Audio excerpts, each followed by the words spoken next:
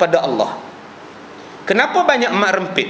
Kenapa banyak perompak? Kenapa banyak pembunuh? Kenapa banyak penghisap dadah, perogol? Jawapannya ialah sebab tak takut pada Allah. Kenapa tak takut pada Allah? Sebab jawapannya tak kenal Allah. Kenapa tak kenal Allah? Sebab tak belajar tauhid.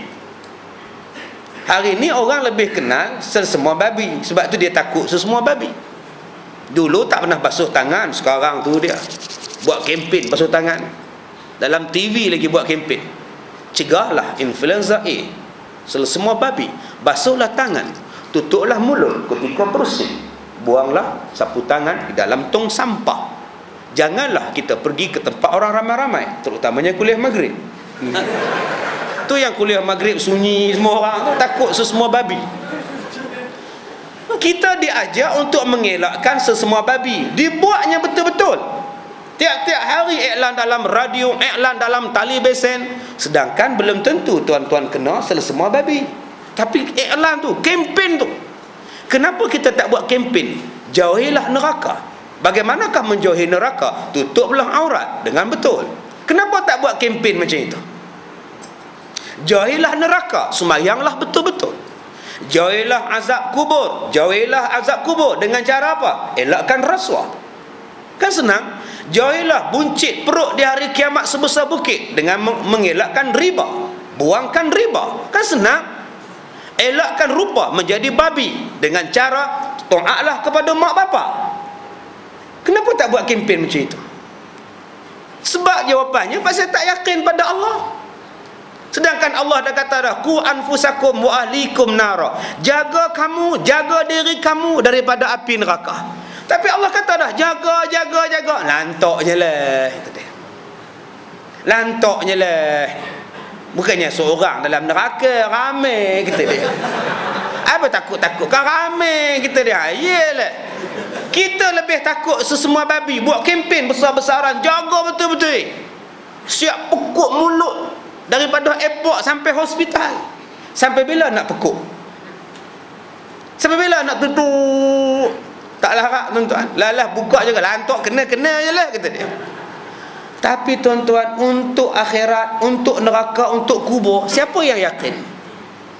Nabi kata siapa yang makan riba di hari kiamat bangunnya macam orang masuk hantu. Relax main saham riba. Relax ngajar insurans riba. Relax beli kereta insurans riba. Relax je masuk apa nama insurans yang kekeluargaan riba. Tak ada asal salah apa. Masih lagi mengekalkan bank akaun riba. Tak ada apa. Maknanya hari ini kamu takut pada semua babi lebih daripada Allah. Yang ni yang kita kena betulkan balik tuan-tuan. Sebab tu disuruh belajar tauhid. Bila belajar saja tauhid, orang akan insaf. Ulama kata belajar ilmu akhlak, dia akan disukai ramai. Kita juga tidak belajar tentang ilmu akhlak sekarang. Dulu-dulu kita diajar dengan cara yang tidak formal. Bila orang tua datang bangun, bila orang tua nak duduk bagi tempat, bila orang tua bercakap jangan nyampuk, bila nak lintas pada orang tua tunduk. Sekarang mak bapak tidak ada masa untuk mengajar benda-benda itu. Mak bapak tidak ada masa nak mengajar benda itu. Bila mak bapak tidak ada masa nak mengajar, siapa nak mengajar anak? Maka yang banyak masa mengajar anak kita akhlak ialah televisyen. Televisyen lah pengajar setia anda. Mak bapak sibuk kerja, televisyen mengajar bagaimana dia berakhlak. Jawapannya tidak berakhlak. Akhirnya anak-anak tuan-tuan penin sekarang. Dengan tuan-tuan juga penin. Manusia yang nak mencapai tahap kebijaksanaan, ulama kata belajarlah ilmu hisab. Kerana ilmu hisab itu menjadikan cerdik manusia. Cerdik manusia. Kena belajar ilmu hisab. Tak kira lah bahasa apa pun, janji hak senang faham. Kalau belajar tak faham pun jadi cerdik macam mana? Ilmu hisab ni untuk semua benda. Keuntungan daripada penternakan babi berjumlah 360 juta ringgit setahun. Itu keuntungan daripada industri babi. Ya, 1 juta sehari. Hai tuan-tuan, lumayan. Lumayan pak, 1 juta pak satu hari. Waduh, 360 juta pak. Sebab tu kita kena bela babi banyak-banyak. Untung 360 juta. Akibat daripada penternakan babi, sungai tercemar. Membersihkan cemar, satu batang sungai memerlukan 1 bilion. Untung 360 juta. Nak rawat sungai 1 bilion. Sekarang rugi ke untung? Matematik mengajar. Waduh, untungnya 360, kena keluarnya 640. Waduh, ini sudah ribut, Pak. Kalau demikian kamu tutup babi, selesai masalah sungai tercemar dengan sisa-sisa yang bukan-bukan. Bukankah itu ilmu matematik, untung dan rugi, ilmu hisab yang disuruh ajar kepada kita? Yang ni tuan-tuan, 4 ilmu yang disuruh kita belajar, daripada ilmu fiqh, ilmu tauhid, ilmu akhlak, ilmu hisab, yang kena belajar ketiga-tiga, 4 benda tersebut. Baik, kata dia. Dan katanya lagi, dan ia pun memperkemaskan dan kerja memerintah negeri, iaitu dihalalkan mereka pergi memperhentam kerajaan-kerajaan besar yang kaya-kaya lagi makmur, mana-mana yang berhampiran dengan tanah Arab. Lalu dia pun memperkemaskan tentera besar melanggar mula-mula ke negeri Parsi. Dijadikannya pemimpin umum bagi tentera, ialah panglima besarnya bernama Khalid bin Al-Walid radhiyallahu an.